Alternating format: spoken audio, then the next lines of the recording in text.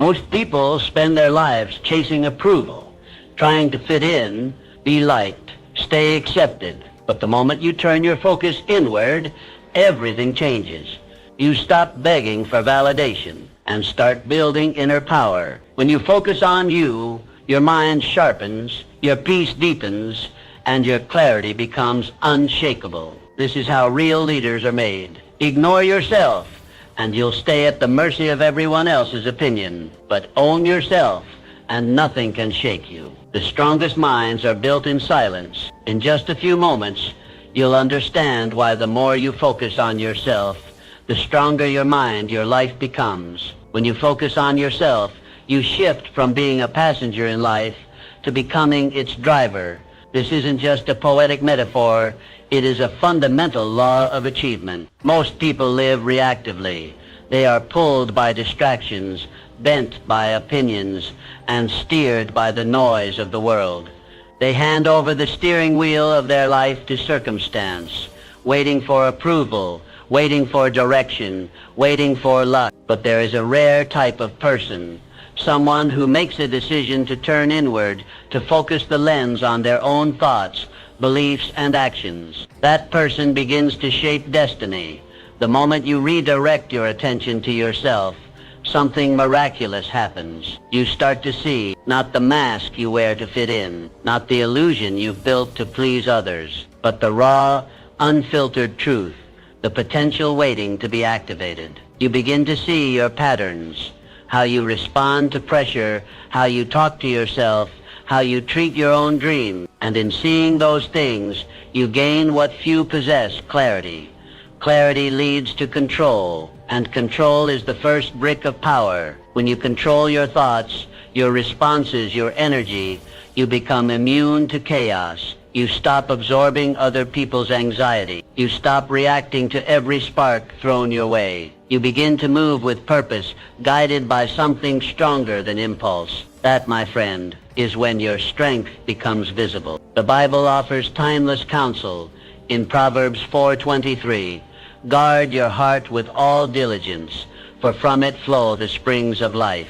Your heart, your inner world, is the source from which all things flow. If your inner world is confused, your outer life will be chaotic. If your mind is scattered, your results will be the same. But when your inner world is guarded and focused, your outer world reflects order, power, and peace. Florence Nightingale understood this principle. Born into privilege, she could have remained comfortably silent. Society expected her to host parties, marry well, and remain in the shadows. But she listened inward, not outward. She felt a divine call to serve, and that inward focus gave her the courage to walk into war hospitals, to defy bureaucracy, and to revolutionize medicine. If she had listened to the noise of the world would have remained noisier, sicker, more chaotic. But because she focused inward, she brought healing out. And now it's your turn. You have a destiny that cannot be discovered externally. It must be unlocked from within. The strongest people you admire didn't get there by luck or validation.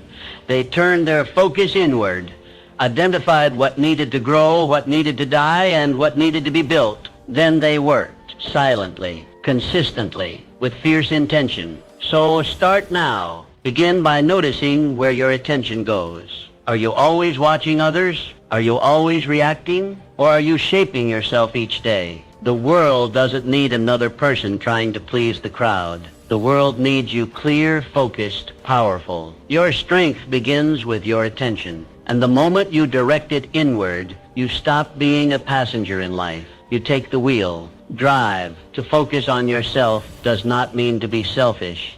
It means to be strategic. It means you understand that if the foundation is weak, the entire structure will crumble. The world will often call you self-centered for stepping away to rebuild yourself. Let them talk. What they call selfish is, in truth, sacred. For the person who does not take care of their inner world will soon have nothing of substance to offer the outer world. We live in a culture that celebrates the grind and glorifies exhaustion. People wear burnout like a badge of honor. But the truth is simple. You cannot pour from an empty cup. When you are drained, you operate from survival, not vision. You make decisions based on fear instead of faith. But when you focus on nourishing yourself, spiritually, emotionally, mentally, you operate from overflow. Your relationships deepen. Your influence expands. Your energy becomes magnetic because your fountain becomes unshakable. In Philippians 4:13, Paul declares, I can do all things through Christ who strengthens me. Yet that strength is not a magical burst. It is built like steel forged in fire. Your inner power grows through challenge, repetition, and intentionality. Strength is not something you wait to feel. It's something you create by consistent choices. You train your mind. You condition your responses. You refuse to bow to distraction. That is how focus becomes your weapon. George Washington Carver was not handed a throne. He built one with dirt beneath his feet. Born into slavery, given little access to education, he rose to become a scientific innovator and a force of nature in agriculture. Not because the world cleared a path for him, but because he created his own. He invested in knowledge. He preserved his energy for creation, not complaint. And because he focused on growth, the world had no choice but to take notice. You must do the same. Every day you're given two choices. Scatter your energy outward, trying to be everything for everyone, or direct your energy inward, fortifying the person who can impact everything. When you train your body, you're not just building muscle, you're building discipline. When you read, you're not just consuming facts, you're expanding your world. When you say no to something that drains you, you say yes to something that builds you. Focus is not selfish. It is sacred stewardship of your potential. And do not misunderstand, this path is not easy. Distractions will scream. People will doubt you.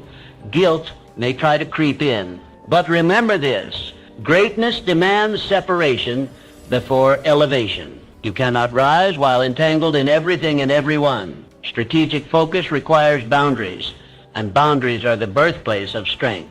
Your life is a field. You can sow seeds of distraction, or you can sow seeds of destiny. The harvest you receive depends on where you choose to pour your time, energy, and attention. So plant wisely. Protect your ground. Water the roots of your mind with intention, because the moment you stop trying to fix everything around you and start focusing on what lies within, you become unstoppable. Focus is not a limitation. It is the key to multiplication. Use it wisely. Let it guide you, because through it, your greatness walks. Most people spend their lives facing outward, trying to fix others, win arguments, or chase after applause. They measure their value by external reactions, spending precious energy trying to shape opinions that were never theirs to hold. But the truth, though uncomfortable, is liberating.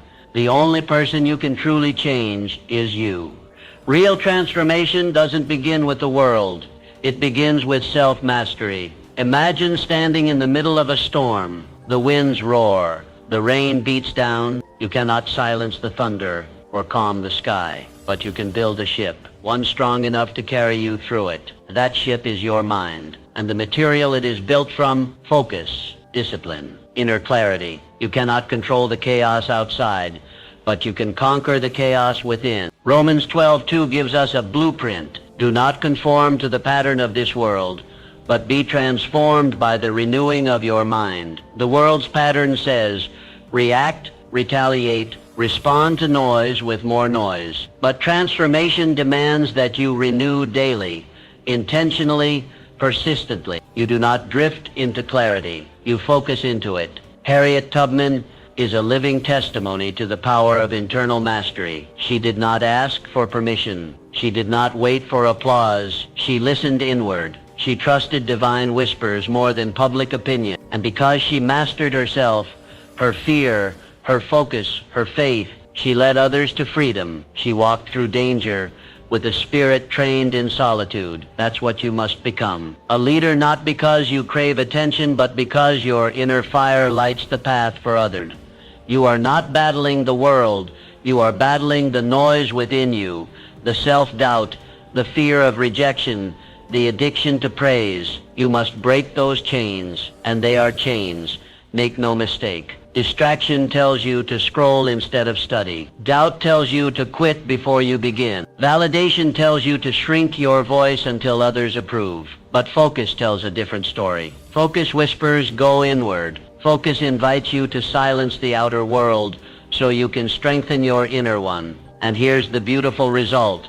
When you master yourself, you move differently. You walk into rooms with an energy that shifts the atmosphere, not because you're loud, but because you're anchored. You carry storms inside you, and you calm everyone else's. You don't chase peace, you bring it. You don't seek clarity, you are it. This is what focus produces. It gives you dominion not over others, but over the only battlefield that matters, your own mind. And from that dominion, you gain the power to influence. Not through force, but through presence. Not through noise, but through alignment.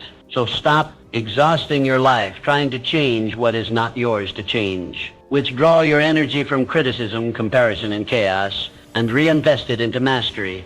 Learn your patterns. Study your thoughts. Rewrite your beliefs. Because the higher version of you isn't out there.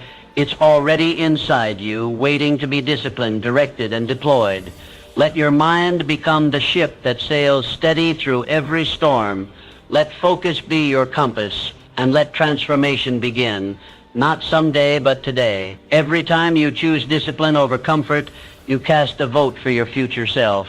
It doesn't have to be grand or dramatic.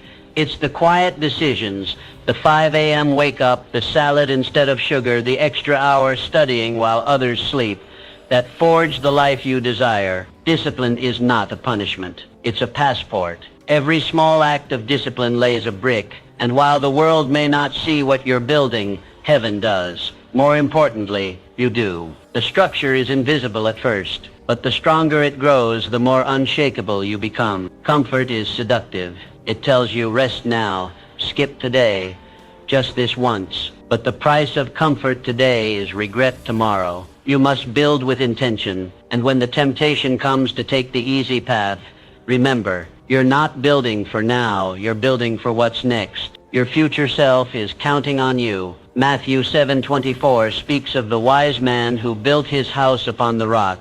The rains came down, the streams rose, and the winds blew and beat against that house, yet it did not fall because it had its foundation on the rock. That's what focus on yourself creates, a rock beneath your feet, a mind anchored in conviction, a life that doesn't fall apart in storms. You don't escape life's challenges. You endure them because your structure is solid. Booker T. Washington understood this truth. Born into slavery, he didn't have privilege or access, but he had will. He walked miles just to reach education. He scrubbed classrooms just to stay enrolled. He became a student when others said he shouldn't, and then he became a teacher when others said he couldn't. He didn't wait for the world to change. He built strength in silence, brick by brick, lesson by lesson, sweat by sweat. He didn't need ideal conditions. He needed consistency. And so do you. You don't need the perfect gym, the perfect mentor, the perfect moment. You need one choice, one commitment, one step forward, repeated again and again until momentum takes over. Strength is not built in moments of ease.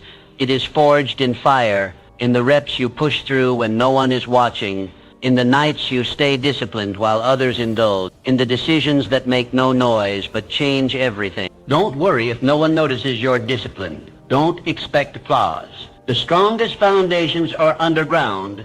The deepest roots are hidden. Your effort is not in vain. One day, when the storms of life come, and they will come, you will stand firm while others crumble. Not because you're lucky, but because you're built.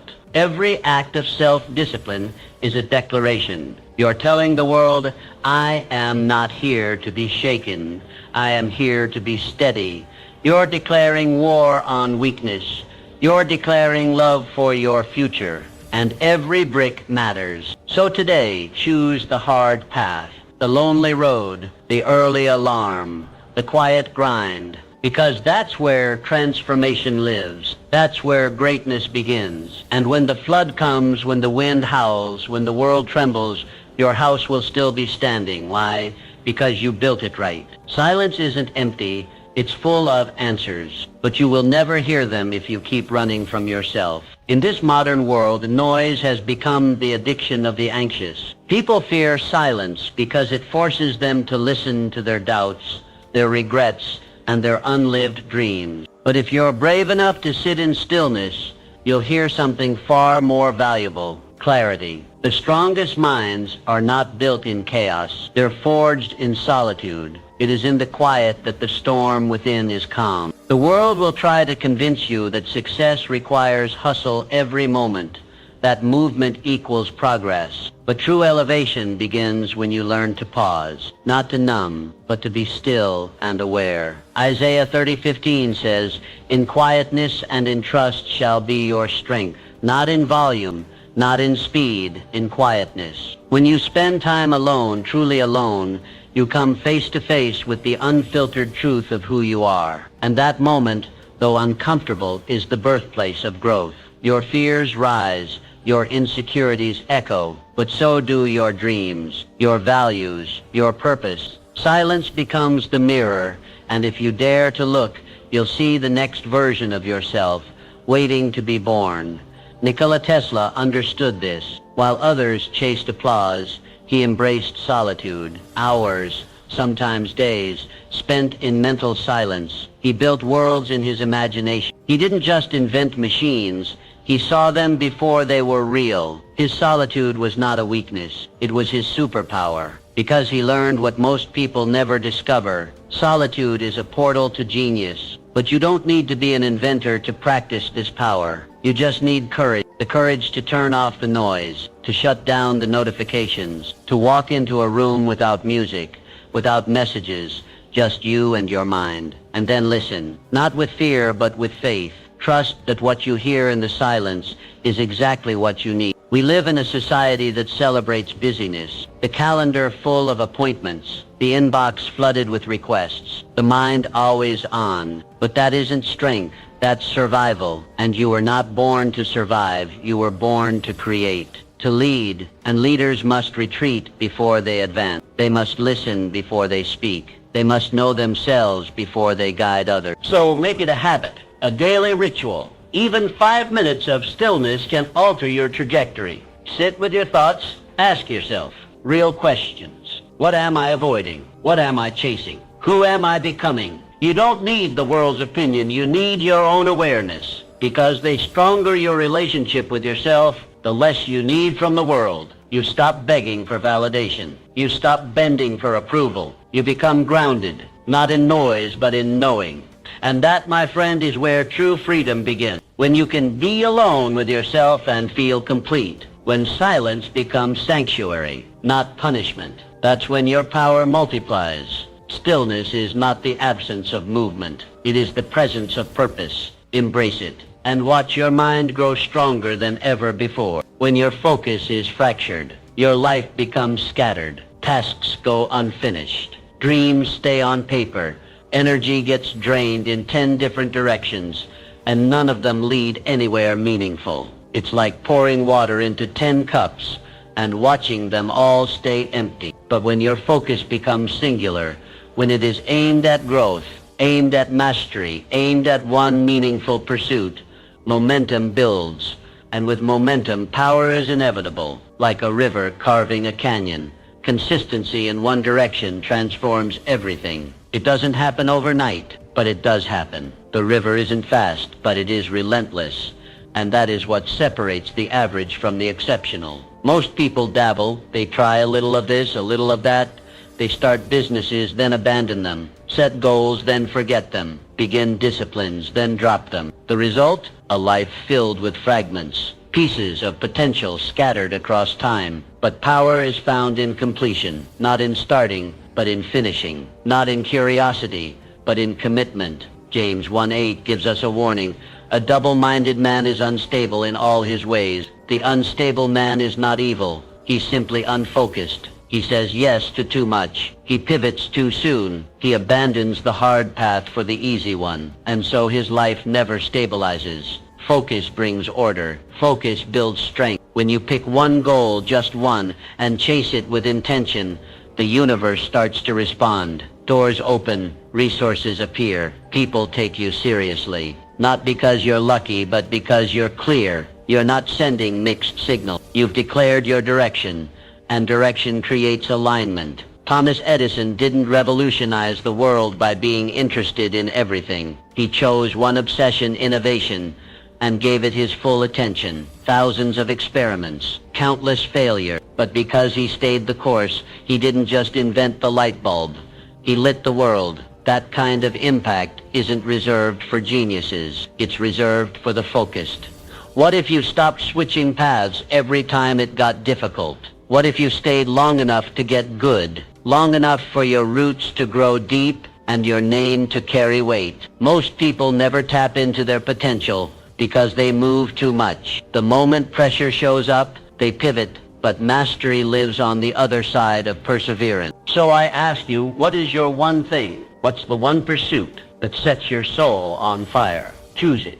Write it down, then eliminate everything else that doesn't align with it. Cut the distractions. Say no to noise. Invest fully in the path you've chosen. This is what it means to focus on yourself. Not in a scattered way, but in a strategic one. Every day, pour your energy into your mission. Every action should echo your objective. And when doubt comes, return to your decision. You chose this, you're building this, you're finishing this. Because when you focus on yourself with intensity, you move from chaos to clarity. And clarity is more than peace. It's power. It's the soil where results grow, where confidence builds, where transformation begins. Choose your target. Lock in. Stay steady. And watch the world begin to move in your favor. You must learn to protect your focus like a fortress, not with walls of anger or defensiveness, but with discipline, clarity, and unwavering standards. Your attention is your most valuable currency, and not everyone deserves to spend it. Each day, the world will throw demands your way, messages to respond to, arguments to settle, distractions to chase. But here's the truth.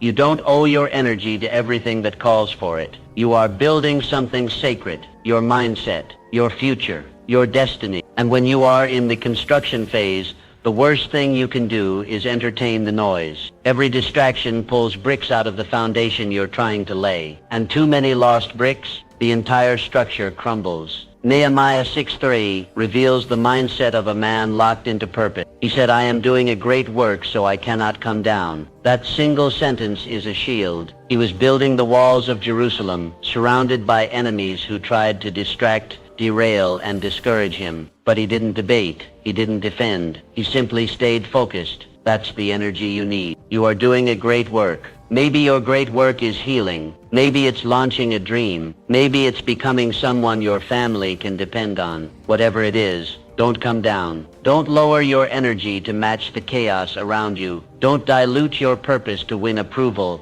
or avoid criticism. Stay at your post. Keep laying bricks. Not every battle is yours to fight. Not every opinion is worth your response. And not every invitation deserves a yes. You must build filters for your focus. Ask yourself, does this align with my mission? If the answer is no, walk away. Silence is not weakness, it's wisdom. Protect your peace like you would guard a treasure, because that's exactly what it is. Every time you say no to something that doesn't serve you, you say yes to something that does. Each boundary is a line drawn in love, not just for others, but for yourself. And with every boundary you set, your focus sharpens, your time expands, your strength multiplies. Think of your focus as fuel. Would you waste fuel on a road that leads nowhere? Would you keep filling a tank with leaks? Then don't leak energy on gossip, on doubt, on people who drain you more than they develop you. Protect your energy like your future depends on it, because it does. Highly focused individuals are not lucky. They're intentional. They don't stumble into peace. They schedule it. They don't accidentally grow. They guard the environment where growth happens. You must do the same. Create sacred space in your life where distractions are not allowed to enter. Whether it's a quiet morning routine, an evening of deep work, or a few hours of no noise, no interruptions, build that fortress. And then watch how fast your life begins to change. Because the moment you become protective of your focus, your energy returns, your mind clears, your pace quickens, and your results, they multiply. You are doing a great work. Do not come down. To focus on yourself is to become brutally honest. No more sugarcoating. No more denial. No more pointing fingers. This is the moment you step into the mirror and face the truth. Not the truth about others, but the truth about you. Growth doesn't begin with positivity. It begins with truth. It begins when you drop the excuses and say, this is on me. Truth is not always pleasant, but it is liberating. John 8:32 says, then you will know the truth, and the truth will set you free. Notice the order. You must know it before it frees you. And knowing it means being willing to see the parts of yourself you've tried to hide. The laziness you blamed on exhaustion, the bitterness you blamed on betrayal, the mediocrity you blamed on circumstance. Truth says own it. Most avoid this because truth is painful. It scrapes away your illusions. It removes the comfort of blame. It exposes the lies you've wrapped around your failure to make it more bearable. But here's the good news. Pain isn't the end. It's the beginning. Because once you admit what's broken, you can begin to build. Truth tears down illusions, yes, but it also builds foundations, solid ones. Andrew Carnegie didn't become the king of steel because the world handed him power. He came to America with nothing, poor, unconnected, but he refused to stay a victim. He took ownership. He didn't complain. He studied. He didn't wish. He worked. He didn't wait. He built, day by day, book by book, sacrifice by sacrifice. And that's what launched him to greatness. He didn't rewrite history by hiding from truth. He used truth as his launch pad. You must do the same, and it begins by asking hard questions. What excuses am I still making? Where have I been lying to myself? What parts of my life have I outsourced to blame instead of responsibility? These questions sting, but they awaken, because behind every excuse is a power you've surrendered. And once you call it out, you take it back. Radical responsibility is not about shame.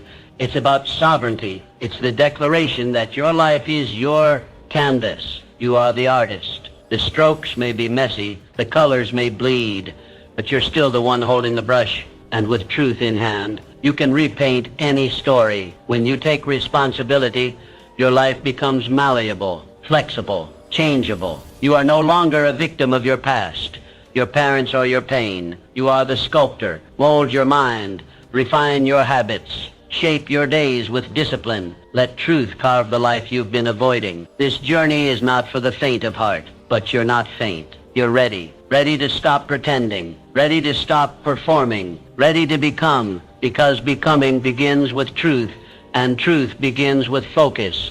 So sit with it. Let it sting. Let it cleanse, and then let it set you free. You don't need permission to change your life. You just need truth. And you've already found it right there inside the mirror. No one is coming to save you. Not your boss, not your partner, not the government. And that's not a tragedy, it's a gift. Because once you accept that, your life begins to change. You stop waiting for opportunity to knock. You stop waiting for validation to begin. You stop waiting, period. Instead, you start building, creating, leading. We've been conditioned to believe that help will arrive someday, somehow. But here's the truth. No one's coming. You are the answer to your own prayer. You are the rescue plan. You are the breakthrough you've been hoping for. Psalm 121:1-2 offers this declaration of faith. I lift up my eyes to the mountains. Where does my help come from? My help comes from the Lord. Yes, divine help is real. But notice something powerful. This help is activated by faith in motion. It meets you on the path, not on the couch. It empowers your effort. God won't write your business plan or lift your weights, but he will strengthen you as you do. Faith without movement is fantasy. Madam C.J. Walker, born to parents who had been enslaved, widowed by age 20, a single mother working as a laundress for $1.50 a week. She had every reason to wait for someone to rescue her, but she didn't. She took ownership. She saw a need in the marketplace, hair care products for black women, and turned her pain into a purpose. With no roadmap, no investors, and no guarantees,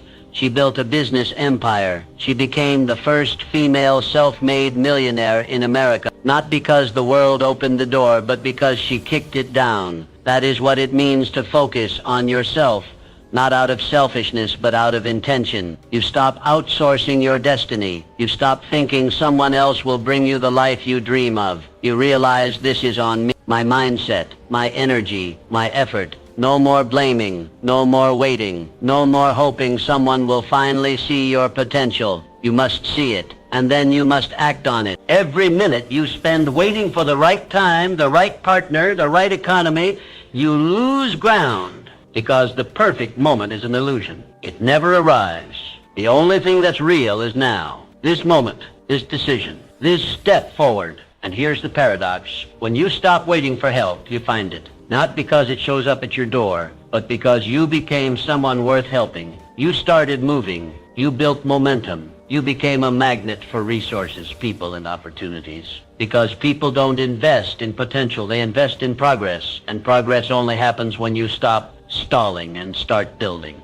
So take the pressure off everyone else. They are not your saviors. They are not your source. And they don't owe you your future. You owe it to yourself. Pick up the bricks, start laying your foundation, take the next step, even if it's small, because your dreams are not waiting for someone else to believe in them. They're waiting for you to build them. And once you do, help will meet you on the path. Not because you waited, but because you moved. You are not behind. You are becoming. Let that truth take root in your heart. In a world obsessed with speed, comparison, and artificial milestones, it's easy to feel like you're too late, too far gone, too off course. But you are not late. You are in process, and your process has purpose. Comparison is the thief of peace. It pulls your eyes from your own soil and plants them on someone else's harvest. You see their bloom, but not their planting, their glory, but not their grind. You measure your worth by timelines that were never yours to follow. But when you stop comparing your journey to someone else's highlight reel,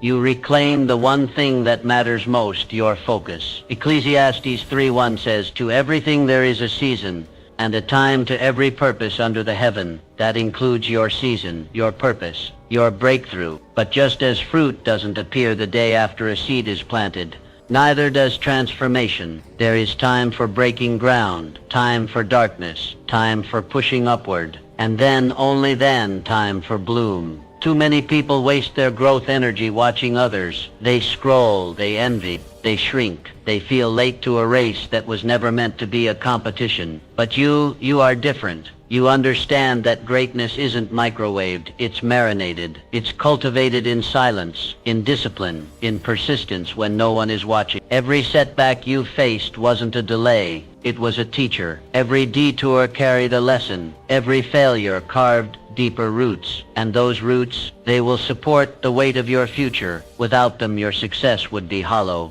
easily shaken. But with them, you can stand, because you didn't just grow fast, you grew deep. So stay planted. Stop trying to jump timelines. Stop uprooting your progress to compare it with someone else's. Water your own vision. Feed it with truth. Protect it from doubt. Give it light through hope and action, and trust the process, because the process isn't punishing you, it's preparing you. When you focus on yourself, not out of ego, but out of commitment, you begin to see progress. Not always dramatic, not always obvious, but always real. Day by day you rise. Inch by inch you improve. The seed doesn't question the soil. It just pushes through. So must you. And then one day, without fanfare, you will look around and realize you've become. You didn't bloom because you chased applause. You bloomed because you trusted the process, because you stayed when others quit, because you believed when it was hard. And that kind of bloom, it doesn't fade, it multiplies. So no, you are not behind. You are blooming in perfect timing, in divine alignment. Your only job now is to stay focused on your own ground, to water your soul with discipline, to shield your dreams from comparison, and to trust that what you're building, though unseen, is unfolding exactly as it should. Because when you focus on yourself, you don't just grow, you blossom. Strength begins the moment you decide to stop waiting and start moving. The world conditions you to believe in perfect timing, as if success depends on planets aligning, inspiration striking, or someone finally giving you permission. But the truth is this: perfection is a myth. and waiting is a trap. There will never be a perfect mood, day, or set of circumstances. The people who win in life are not those who feel ready, but those who act anyway. They don't wait for clarity, they create it through motion. Most people stall their destiny not because they lack talent, but because they lack initiation. They delay decisions, postpone progress, argue with themselves in the name of preparation. But the mind that is trained to act, especially in the absence of comfort, becomes a powerful force. It becomes a mind that doesn't beg for permission. It leads. Proverbs 13:4 declares, "The soul of the sluggard craves and gets nothing, while the soul of the diligent is richly supplied." Craving without action is just a dream slowly rotting into regret. But diligence gets results. Diligence multiplies what motivation only promises. You don't build a strong mind by thinking about it. You build it by commanding yourself to move, even when it's hard, especially when it's hard. So how do you build that kind of strength? You train your responses. You stop waiting for energy to arrive and generate it through small, disciplined actions. You stop giving yourself multiple options and commit to one clear course. You get up at the time you said you would. You show up to the task whether you feel inspired or not. You stop negotiating with laziness, and instead you lead yourself like a general leading an army. Elizabeth Blackwell. She was rejected from every medical school she applied to, mocked even after acceptance, and constantly reminded that medicine was not a woman's field. But she didn't let those voices override the voice within. She didn't wait for the world to approve of her mission. She prepared, applied again, and faced down adversity. In doing so, she became the first woman to earn a medical degree in the United States and opened the door for thousands of others. She didn't act because she felt brave every day. She acted because she believed her mission mattered more than her mood. And that's the difference. Strong minds don't obey feelings. They obey purpose. The more you move, the more momentum follows. The more you take action, the more energy flows into your body. Waiting drains. Movement fuels. So stop stalling. Stop rationalizing delay. There is no ideal moment coming in the future. There is only now. And now is powerful when met with intention. Your future is not waiting for motivation. It's waiting for you to put your foot down and start. Command yourself. Lead yourself. Move your feet. Because strength doesn't come when the timing is perfect. It comes when your discipline becomes louder than your doubt. Your strongest mindset begins the moment you do. So begin. Focus on yourself by creating standards that refuse to shrink for convenience. This world is full of shortcuts, loopholes, and easy outs, and every one of them is a trap. The moment you start adjusting your standards to accommodate comfort, you begin a silent negotiation with mediocrity. And mediocrity, once allowed through the door, doesn't leave quietly. It takes over. The strength of your mind is directly tied to the strength of the line you draw and how fiercely you protect it. You cannot build a sharp mind with dull commitment. The standard you set in private becomes the results you show in public. And the greatest threat to your success isn't failure, it's compromise. It's the little voice that says, just this once, or no one will notice. But you will notice, and your inner integrity will begin to erode. One skipped discipline becomes a pattern. One broken promise becomes a mindset. Excellence doesn't die in one day. It bleeds out through lowered standards. Colossians 3:23 gives you a blueprint. Whatever you do, work heartily, as for the Lord and not for men. That's the formula for greatness. Not for attention, not for praise, but for purpose. You show up every day with your full effort, not because someone is watching, but because you are watching. You work like it matters because it does. Strong minds are not built by lowering the bar to meet your mood. They are forged by raising it and then rising to meet it every day, especially on the days when it would be easier not to. Strength comes from showing up when it's hard,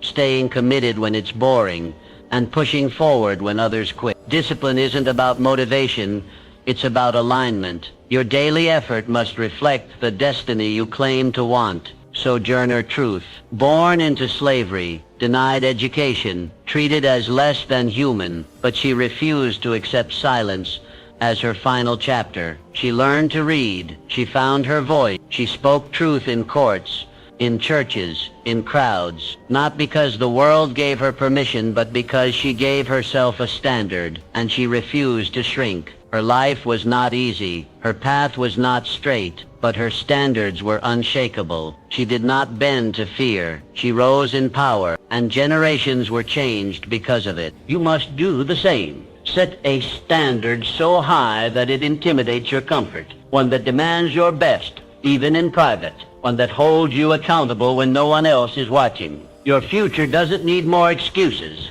It needs structure. It needs values. It needs non-negotiables. So hold the line. When others slack, stay sharp. When others drift, stay rooted. When the world says lower your bar, raise it higher, because the ones who refuse to shrink become the ones who lead. And if you can stay faithful to the standard, even when the reward is invisible, you'll find yourself standing tall when others fall. Excellence isn't earned in public. It's built in secret, brick by brick, choice by choice.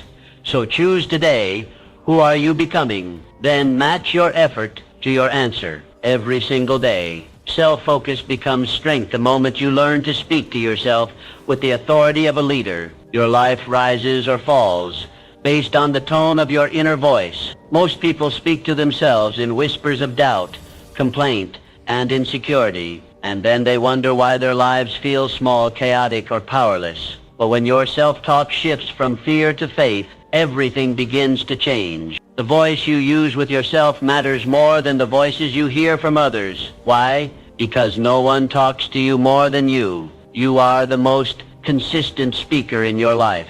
Your words shape your mind. Your mind shapes your actions, and your actions shape your destiny. That's why victim language is dangerous. I can't. I always fail. I'm not good enough. These aren't just thoughts. They're declarations, and declarations become realities. Mark 11:23 tells us, "Truly I tell you, if anyone says to this mountain, 'Be lifted up and thrown into the sea,' and does not doubt in his heart, it will be done for him." Notice it doesn't say, "If anyone thinks." It says, faith isn't just belief. It's speech. You must speak your power. You must declare your direction. You must command your focus. Self-focus doesn't stop at awareness. It evolves into articulation. You begin each day not asking, "What do I feel like doing?" but declaring, "This is who I am. This is where I'm going." You command your morning with purpose. You speak discipline into your body. You speak vision into your spirit. Your internal dialogue becomes a strategic weapon. Ida B. Wells lived this power at a time when silence was safer and apathy was easier. She chose voice. She investigated injustice. She wrote boldly. She stood in rooms where women weren't invited and spoke with fire, not because the world welcomed her, but because she refused to silence herself.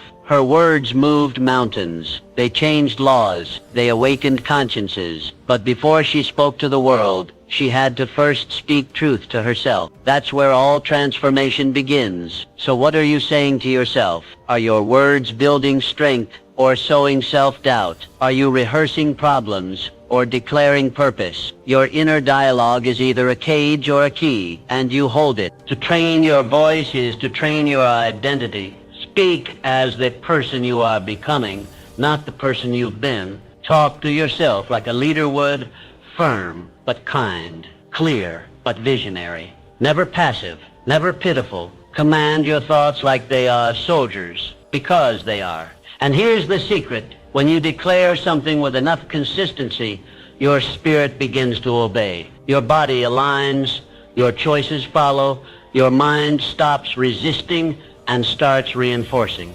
Action flows from affirmation. Speak excellence. Speak boldness. Speak integrity. Say what you seek, and then step into it. Because your voice isn't just for others, it's for you. It's the steering wheel of your focus, the volume knob of your belief, and the echo chamber of your destiny. Lead yourself with words that lift.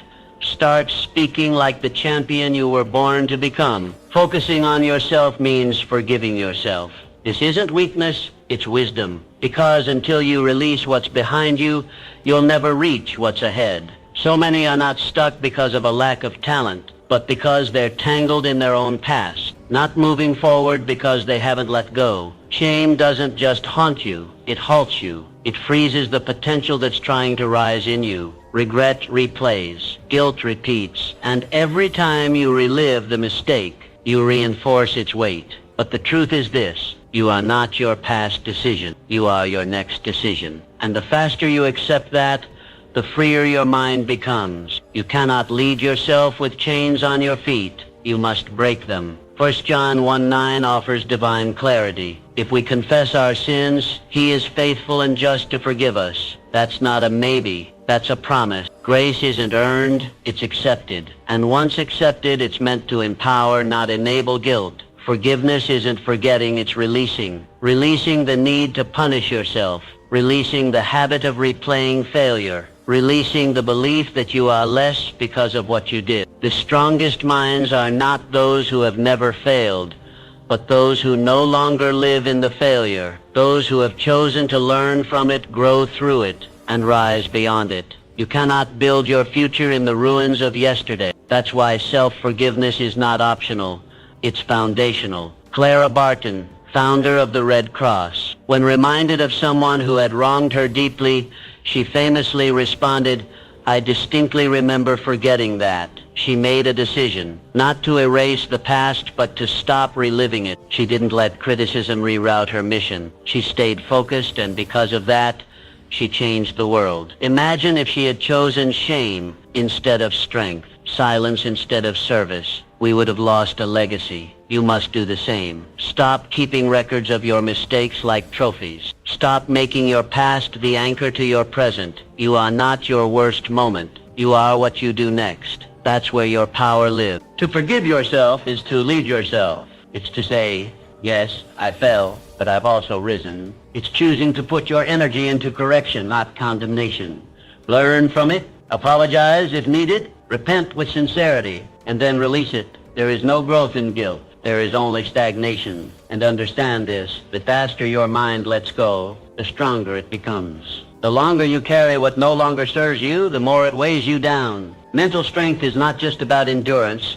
It's about release, about knowing when to drop the baggage and move. You can't build the future you desire while living in yesterday's ruins. You were never meant to stay in your lowest chapter. You were meant to rise, to rebuild, to rewrite. And to do that, you must forgive. Speak grace to yourself. Lead yourself with mercy. And when the voice of shame whispers, remind it, that's not who I am anymore. Because the moment you release what's behind you, your future opens wide before you.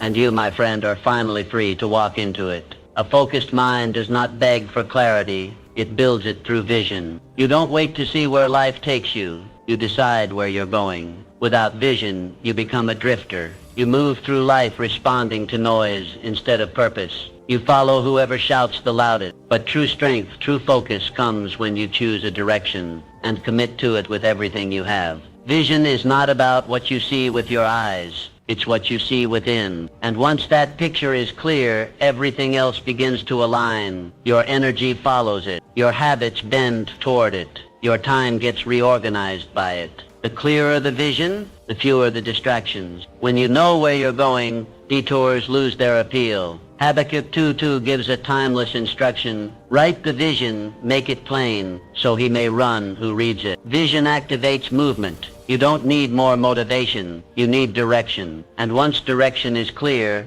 movement becomes natural. But clarity isn't a gift. It's a decision. You build it by asking the right questions. What do I want to create? Who do I want to become? What does success look like for me? The process begins by naming your vision. Define it.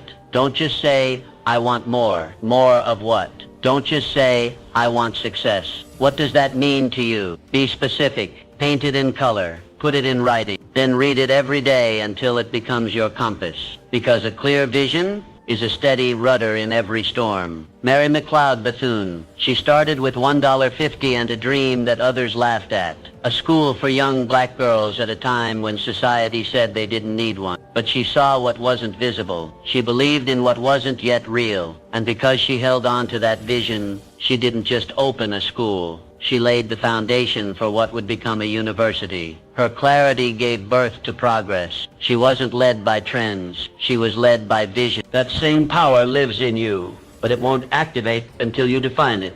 The mind cannot chase a fog. It needs form. Vision gives your mind something to work with, and once it locks in, your habits begin to obey. You wake up with purpose. You move with urgency. You make decisions with confidence because they're filtered through a destination. Without vision, you'll settle for what's convenient. With vision, you fight for what's meaningful. Vision doesn't make the journey easier, but it makes it worth it. It's what keeps you walking when the path gets steep. It's what keeps you focused when the world offers shortcuts.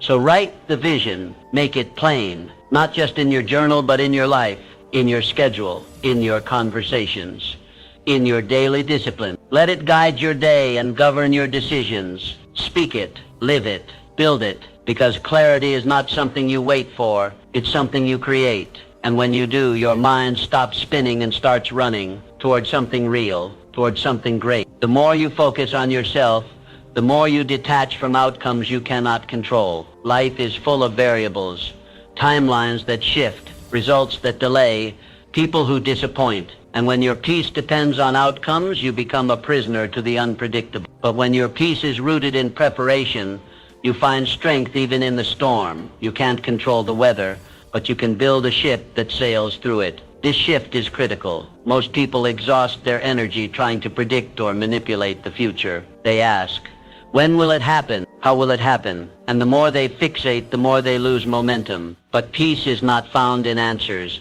It's found in action. You build peace like you build muscle, one focused repetition at a time. Matthew 6:34 offers a profound reminder. Do not worry about tomorrow. Each day has enough trouble of its own. Worry does not prevent the storm. It simply weakens your ability to face it. Your job is not to control tomorrow. Your job is to master today. That's where your power lives, in your habits, in your mindset, in your preparation. So what does that look like? It means waking up with purpose, even when results are uncertain. It means building skill, even if recognition is delayed. It means controlling what you can, your effort, your discipline, your learning, while releasing what you can't. The more you pour into what's yours to steward, the less attached you become to what's out of reach. Helen Keller is a testament to this truth. Born deaf and blind, she had every reason to quit, every justification to live in limitation, but she didn't waste time predicting what her life could or couldn't become. She focused on what she had. She trained, she read, she wrote, she practiced relentlessly. And through that focus, she didn't just achieve success, she shattered the world's definition of what was possible. She didn't wait for perfect clarity. She created progress with imperfect tools. Her life reminds us, you don't need perfect conditions to build a legacy. You need focus. You need faith.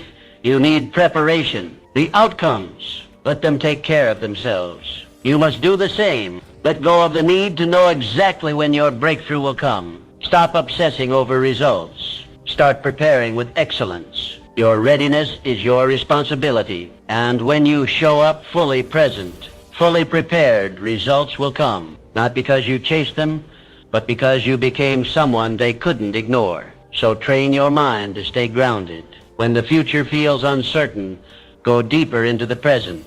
Anchor yourself in today's task. Prepare like it already belongs to you. Let your actions speak louder than your anxiety. Let your work ethic silence the questions. Detach from the outcome. Attach to the process. And watch how peace starts replacing panic. Watch how strength replaces stress. The storm will come. But if your ship is ready, you won't just survive, you'll sail. You don't need to predict the waves. You just need to master the helm. Focus, prepare, and let results chase you. Discipline multiplies when you surround yourself with order. It doesn't start in your calendar. It starts in your space.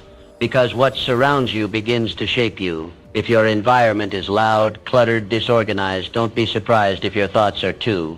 Chaos outside invites chaos inside. But when you take control of your surroundings, you take control of your focus. There's a silent connection between the order of your environment and the sharpness of your mind. When your desk is clear, your decisions become clearer. When your schedule is structured, your energy flows with direction. 1 Corinthians 14:40 gives a timeless instruction. Let all things be done decently and in order. It's not just a verse for church. It's a blueprint for a life of excellence. Disorder distracts. Disorder drains. But when everything around you is arranged with purpose, your mind stops wasting energy on confusion and starts using it for creation. You move faster. You think better. You respond with intention.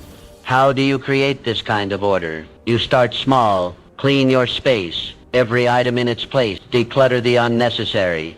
Keep only what fuels your mission. Then organize your priorities. Not everything is urgent. Not everything deserves a yes. Rank your responsibilities by alignment with your purpose. Finally, schedule your excellence. Greatness doesn't happen spontaneous. It happens when excellence becomes an appointment you keep, not a mood you chase. Block time for focused work. Protect your mornings, respect your rest. Order isn't restriction, it's liberation. It frees your mind from decision fatigue. It releases your focus from chaos. Wilma Rudolph lived this truth. Born prematurely and diagnosed with polio, she had every reason to believe the future would be small and limited. But she didn't let her external conditions dictate her internal discipline. She trained with structure, recovered with routine, practiced with precision. Her environment wasn't perfect, but her preparation was. And because of it, she became the fastest woman in the world. Wilma didn't win with talent alone. She won with order. Her daily rhythm was built around improvement. Every move she made aligned with her goal. And when race day came, she wasn't hoping, she was ready. That's what order gives you, readiness. You don't fear the opportunity. You face it with calm confidence. The same is true for you. You may not control every circumstance, but you do control the atmosphere you build around you. You can choose what stays and what goes. You can decide whether your environment lifts your focus or limits it. So, build a space where discipline can breathe, where goals are visible, where energy isn't spent finding things or fixing distractions, but focused on executing your mission. Create surroundings that remind you who you are and where you're going. Because when your world reflects intention, your mind becomes a weapon of purpose. You think with clarity. You move with speed. You act with precision. And you rise because discipline isn't just in your actions. It's in your atmosphere. Clean it. Organize it. Structure it. Then watch how everything around you starts reflecting the power already inside you. Focus on yourself by creating rituals that rewire your identity. The truth is simple and inescapable. You are not your intentions. You are your repetition. Most people try to change their lives by changing their goals. But goals don't shape you. Habits do. Every action you repeat becomes a thread in the fabric of who you are. And over time, those threads form an identity. This is why rituals matter. They aren't just routines. They are statements. Every time you wake up early, every time you crack open a book, every time you pause to reflect, you're declaring, this is who I am becoming. You're training your brain, shaping your character, and setting your standards. What you do daily is what you believe inwardly. And what you believe inwardly becomes the life you live outwardly. Galatians 6:7 reminds us, a man reaps what he sows. It doesn't say wants or wishes. It says sows. That means what you plant through repeated action is what you harvest later. Sow effort, reap strength. Sow discipline, reap mastery. Sow laziness, reap regret. The future is not something you stumble into. It's something you sow into every single day. You don't need more motivation. You need stronger rituals, habits that anchor you in progress, practices that pull you forward when emotions try to pull you back. And these rituals don't have to be dramatic. Small steps done consistently become the staircase to your highest self. Juliette Gordon Low understood this. She didn't wake up extraordinary. She became it. She took a small gathering of girls and transformed it into the Girl Scouts, an organization that has impacted millions. How? Through structure, through rituals of learning, leadership, and service. She sowed vision into the lives of young women through repeated, meaningful action. She didn't just talk about growth. She organized it. You must do the same. Build your day around who you want to become. Wake up early, not to prove a point, but to win the morning. Read deeply, not to pass time, but to sharpen thought. Reflect honestly, not to dwell on failure, but to gather wisdom. These rituals become your rope, and that rope pulls your dreams from the clouds of intention into the soil of reality. When you skip your rituals, you lose traction. You spin in cycles of wishful thinking and self-doubt. But when you stay committed to them, even when it's hard, you build a rhythm of transformation. You no longer ask, how do I change? You become change one action at a time. So write down your rituals, protect them, tie your identity to them, let them be your compass on the days you feel lost. Because when your life is anchored to intentional habits, even your worst day moves you forward. You don't need to be perfect. You need to be consistent. Identity is not found. It's forged through fire, through focus, through ritual. Start planting, start pulling, and soon you'll find yourself becoming the person your dreams have been waiting on. The more you focus inward, the less approval you need outward. This is not arrogance, it's alignment. Because once you know who you are, you stop negotiating your worth in rooms that can't recognize it. Most people dim their light to make others comfortable. They shrink their truth. They mute their voice. But you weren't made to fit the room. You were made to transform it. Seeking validation is one of the greatest traps of potential. It keeps you looking outward when your power lives inward. It makes you a mirror reflecting whatever others project instead of a light source that shines regardless of who's watching. But when you begin to validate yourself, the sting of criticism softens. The pull of applause weakens. You no longer need a crowd to feel confident. You walk in your own certainty. Galatians 1:10 draws a hard line.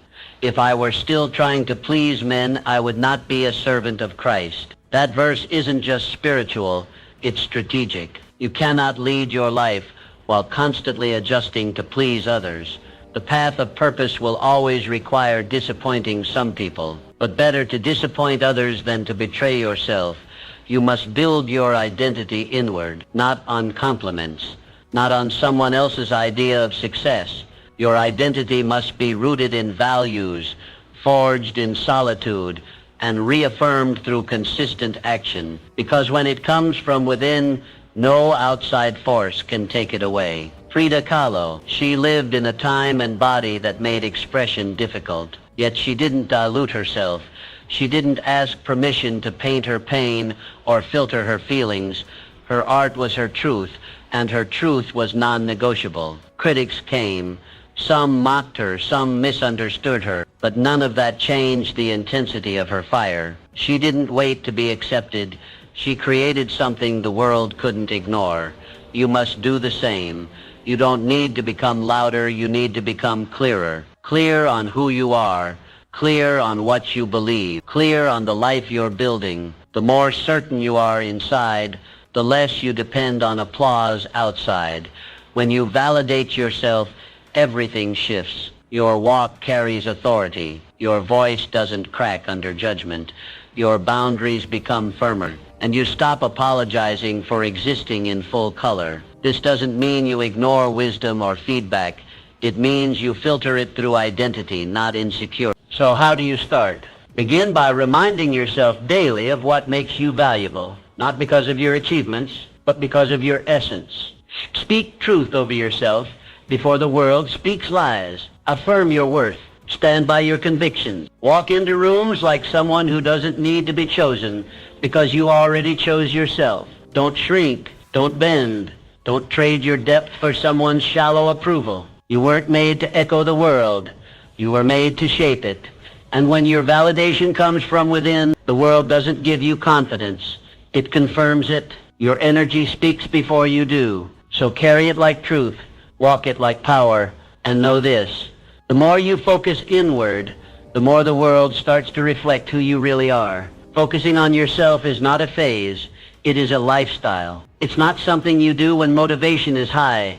It's not a season you pass through. It is a commitment to excellence, repeated daily, regardless of circumstances.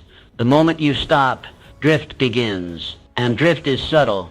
It disguises itself as rest, as ease, as normalcy. But beneath the surface, you're slowly surrendering direction. Your mind, like any muscle, must be trained. Left unattended, It reverts to weakness. It falls prey to distraction. It forgets its mission. That's why focus isn't something you find once. It's something you forge every single day. Discipline isn't a punishment. It's protection. It guards your purpose from erosion. Hebrews 12:11 gives us this eternal truth.